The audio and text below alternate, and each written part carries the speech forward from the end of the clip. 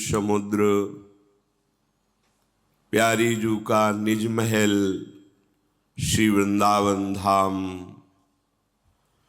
श्री वृंदावन धाम के युगल चंद्र श्री प्रिया प्रीतम, प्रिया प्रीतम के अत्यंत प्रेम में पगे हुए निज परिकर, इनके सानिध्य का हमें जो सौभाग्य मिला है, ऐसे महामहिम धाम में अगर एक क्षण भी हम बैठ गए हैं, यहाँ प्रवेश कर गए हैं, तो आपके ऊपर प्रभु की लाडली जू की अहेतुकी कृपा हुई है और अब आपके जीवन में परम आनंद का द्वार खुल गया है। अब आपको प्रवेश करना है। प्रवेश करना अर्थात चाह करनी है।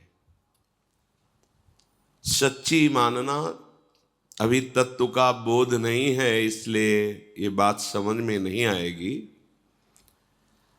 आपको प्रभु इतना प्यार करते हैं कि आप जो चाह करते हैं, विवश होकर के प्रभु वही रूप धारण कर लेते हैं और आपकी चाह की पूर्ति करते हैं, यदि आप शरणागत हैं और भजन परायण हैं।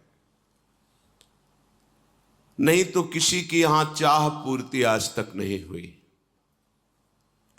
सब चाह कर रहे हैं धन की, भोगों की, पद की, प्रतिष्ठा की। जिनको मिल भी गया वो भयभीत है छूट न जाए, आगे मैं इसी पद में स्थित रहूं, आगे इस भोग को भोगता रहूं, आगे हमारे पास संपत्ति बढ़ती रहे। चाह कभी पूर्ण नहीं हुई। चाह जीवन भर जलाती रहती है। यदि प्रभु की शरण में हो, प्रभु का भजन करने का अवसर मिला, फिर आपने चाह की भोगों की, तो हमारे प्रभु इतने करुणामय हैं। बहुत विचार की बात कह रहा हूं, केवल भावुकता से नहीं। वो वही रूप धारण करके आपके समीप हो जाते हैं। आप जिस वस्तु की भोग की इच्छा करते हो, वो वस्तु प्रभु बन जाते हैं। जो भोग की इच्छा करते हैं, जो इच्छा करी हो मन माही, हरि प्रसाद कछ दुर्लभ नहीं।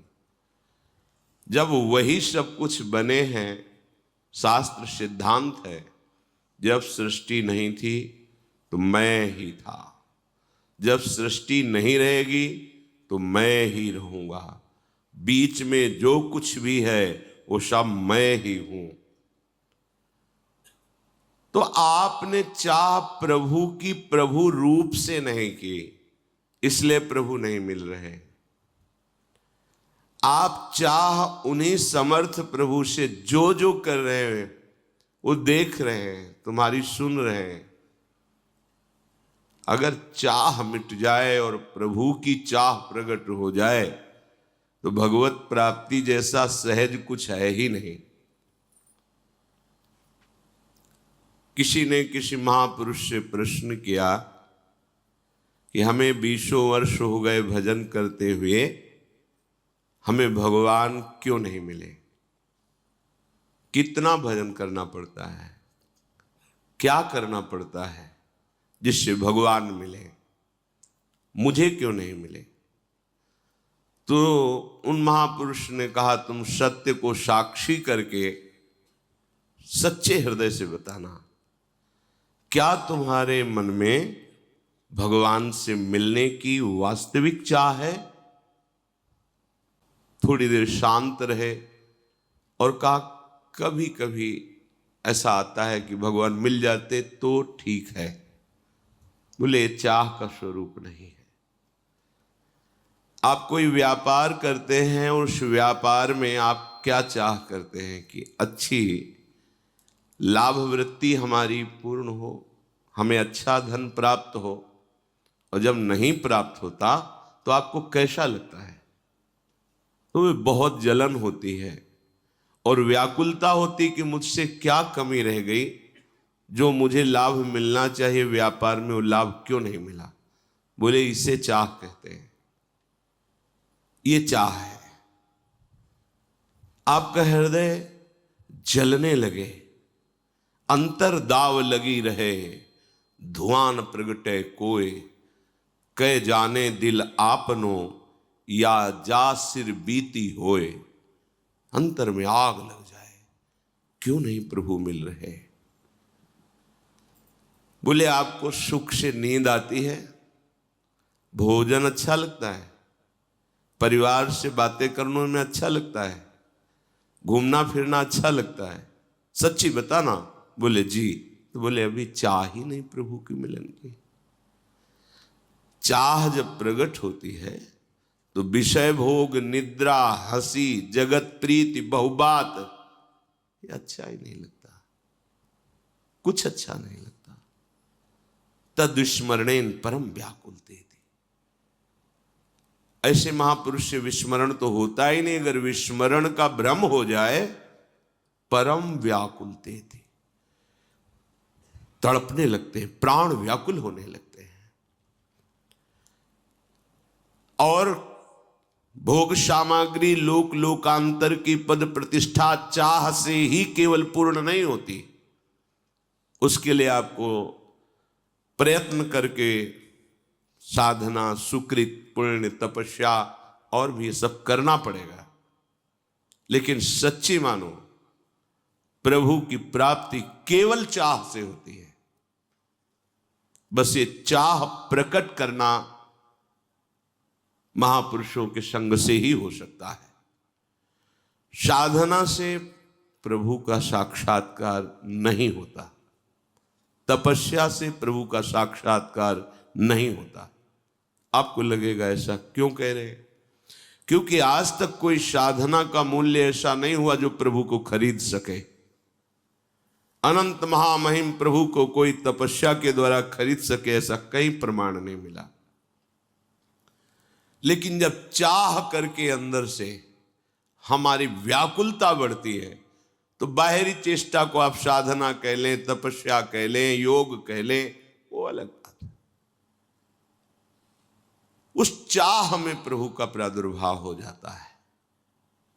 ऐसी चाह जिसने सब चाह को भस्म कर दिया, अब जिया ना जाए, जिया ना जाए, अब चैन नहीं। ये चाह जितनी ज्यादा प्रकट होगी, जैसे काम की चाह प्रकट होती है, तो जिस गली में अपना प्यारा रहता है, कामना जिससे युक्त है, उधर ही दृष्टि रहती है, वही मन घूमता है। तो आपको प्रभु की चाह हुई, प्रभु के चरणों में मन घूमता है, प्रभु के नाम में, प्रभु के रूप में, प्रभु के लीला में, प्रभु के धाम में नहीं, तो चाह कहां है? जिससे सच्चा प्यार हो जाता है, उसके लिए प्राण पुष्प की तरह न्यौछावर करने में उत्साह रहता है उस प्रेमी को, कि अगर मेरा प्यारा मांग ले तो मैं प्राणों को फूल की तरह समर्पित कर दूं। आपको जरा सी प्रतिकूलता होती है और अपने प्यारे पे दोषारोपण करने लगते हैं। आप भगवान हो, आप ऐसा कर सकते थे, आपने क्यों नहीं किया। चाह, अगर हम किसी गुण की, किसी पद की, किसी भोग की, किसी योग्यता की हमारे अंदर चाह है, तो अभी प्रभु मिलन की चाह नहीं है। हमारा चित्त जिस विषय का चिंतन करता है, मेरे प्रभु अंदर बैठे देखते हैं, वो बेपरवाह हो जाते हैं।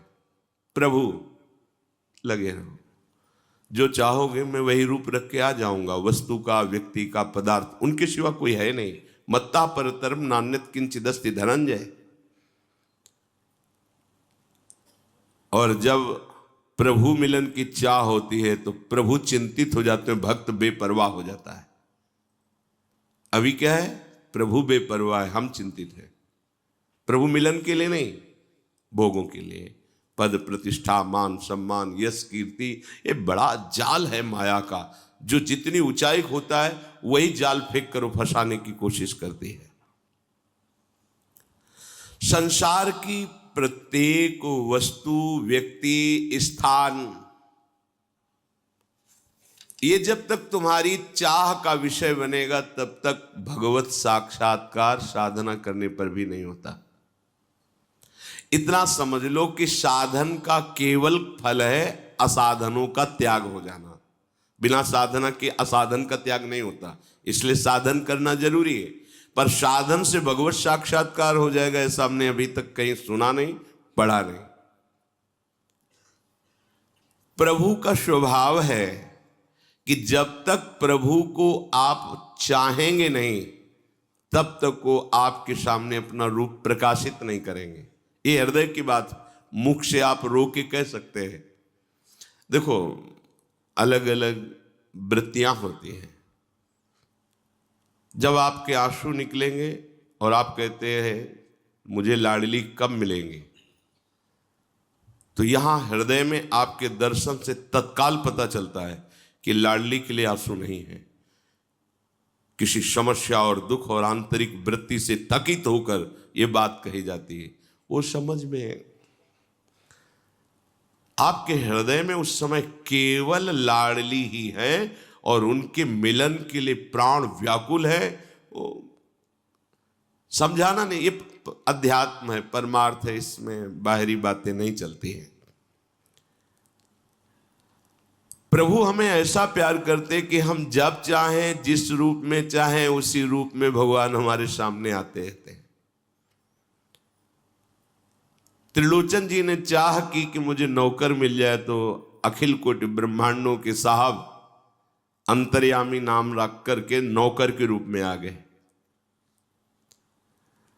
अर्जुन ने चाह की कि गांडी जैसा धनुष, अक्षय तुड़ीर, समस्त दिव्यास्त्र, दिव्य रथ, दिव्य अश्व, तो सारथी भी दिव्य होना चाहिए। तो मेरे प्यारे सखा अगर सारथी रूप में हो तो मैं विश्व को परास्त कर सकता हूं। तो समस्त जगत के स्वामी सारथी बन के बैठ गए। जहां अर्जुन उच्च सिंह आसन पर, और सारथी का आसन कहां होता है? रथी की पादुका के पास। जिनके चरण रखने की चौकी को ब्रह्मा शंकर आदि अपने मस्तक से नमन करते हैं, वो प्रभु वहां बैठ गए। चाह जो करोगे, आप शरणागत हो, प्रभु के लाडले हो, वो आपकी चाह पूर्ति करते रहेंगे। आपने मां, पिता, पत्नी, पुत्र, धन, संपत्ति, जो चाह की है वो बना हुआ आपके पास बैठा हुआ है। वही ये सच्ची बात, जब वो दर्शन कराते हैं ना, तब आपको अनुभव होगा कि अरे